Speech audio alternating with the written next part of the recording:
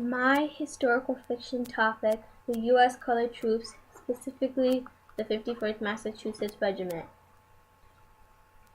As you can tell, my story takes place in the Civil War, which initially started in 1861 and divided the U.S. over the issue of slavery. The North, who called themselves the Union, didn't want slavery and wanted to keep the U.S. together, while the South, who called themselves Confederates, wanted to make their own Confederate States of America and keep slavery alive.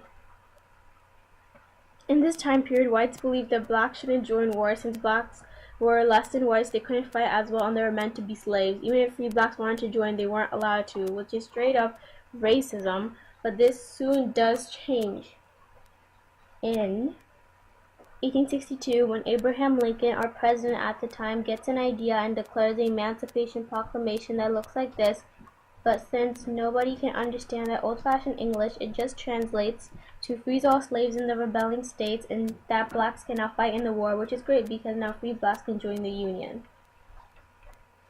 Free blacks flooded the North wanting to volunteer in the army. Blacks didn't only come from the North, but they also came from the South and West, and soon after, the Bureau of Colored Troops is established to facilitate the recruitment of African Americans in the Union Army.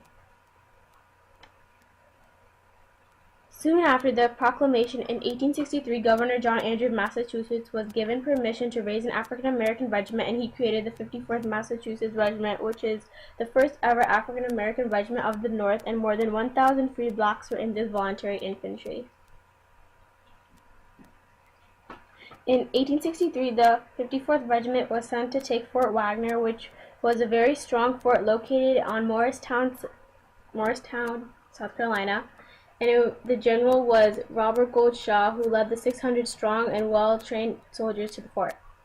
Well, first, sadly, General was killed early in battle, but that didn't stop the 54th Regiment, and they continued to fight bravely and went on in an impressive way.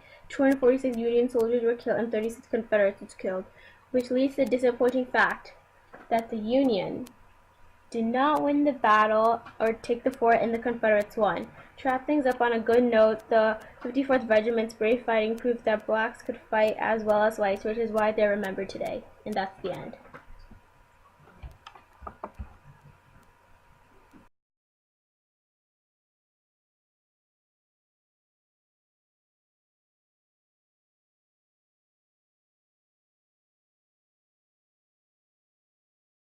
Created using Powtoon.